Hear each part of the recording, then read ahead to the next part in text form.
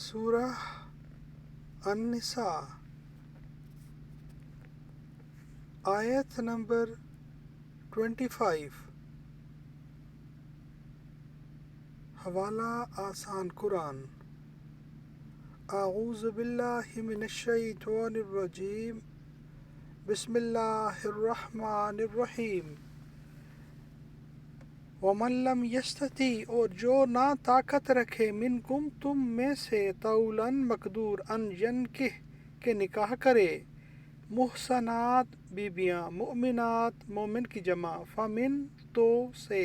ما جو، ملکت ایمانکم تمہارے ہاتھ مالک ہو جائیں، من سے، فتایاتکم تمہاری کنیزیں، مؤمنات مومن مسلمان، واللہ اور اللہ تعالی عالم خوب جانتا ہے، بِایمانکم تمہارے ایمان کو، بعضکم تمہارے بعض، من بعض سے بعض یعنی ایک دوسرے سے، فانکحوہن سو ان سے نکاح کرو تم، بِاذن اجازت سے، اہلہن ان کے مالک، وآتوہن اور ان کو دو، اجورہن ان کے مہر، بالمعروف دستور کے مطابق، محصنات قید میں آنے والیاں یعنی نکاح، غیرہ نہ کہ، مصافحات مستی نکالنے والیاں، ولا اور نہ، متخذات آشنائی کرنے والیاں، اخدان چوری چھپے، فَإِذَا پس جب، احصنا نکاح میں آ جائیں، فَإِن پھر اگر، آتینا وہ کریں، بفاحشۃ بے حیائی، فعلیہن تو ان پر، نصف آدھا، ما جو، علی پر، محصنات آزاد عورتیں، من العذاب عذاب سے، سزا سے، ذالکہ یہ، لمن اس لیے جو، خشیہ ڈرا، عنتا تکلیف یعنی زنا، منکم تم میں سے، وَأَن اور اگر تصبروا تم صبر کرو، خیر بہتر، لکم تمہارے لیے، واللہ اور اللہ تعالی، غفور بخشنے والا، رحیم رحم کرنے والا۔ اور تم میں سے جو لوگ اس بات کی طاقت نہ رکھتے ہوں کہ آزاد مسلمان عورتوں سے نکاح کر سکیں، تو ان مسلمان کنیزوں میں سے کسی سے نکاح کر سکتے ہیں جو تمہاری ملکیت میں ہوں، اور اللہ کو تمہارے ایمان کی پوری حالت خوب معلوم ہے، تم سب آپس میں ایک جیسے ہو،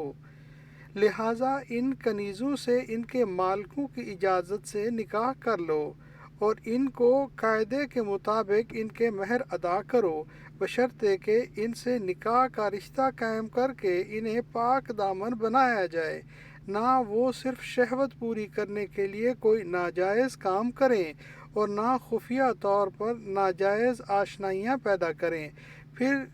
جب وہ نکاح کی حفاظت میں آ جائیں، اور اس کے بعد کسی بڑی بے حیائی یعنی زنا کا ارتکاب کریں، تو ان پر اس سزا کی آدھی سزا ہوگی جو غیر شادی شدہ آزاد عورتوں کے لیے مقرر ہے۔ یہ سب یعنی کنیزوں سے نکاح کرنا تم میں سے ان لوگوں کے لیے ہے جن کو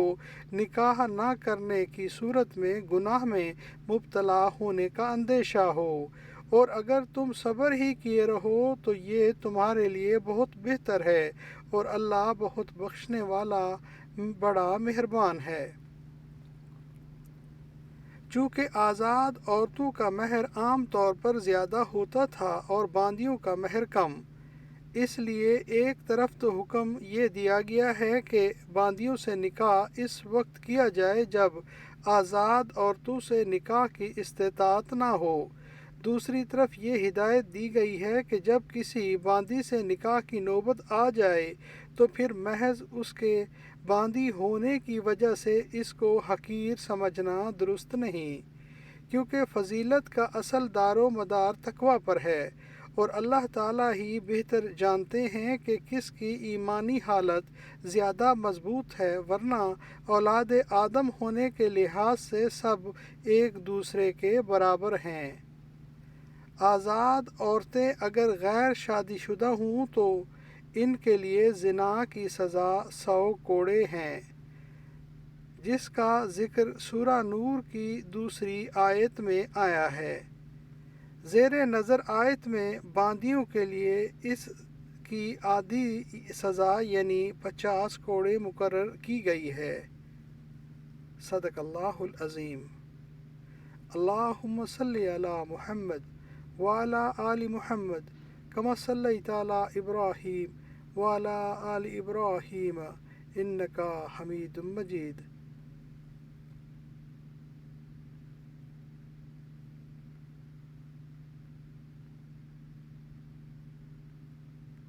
رب ارحمہما کما ربیانی صغیرا۔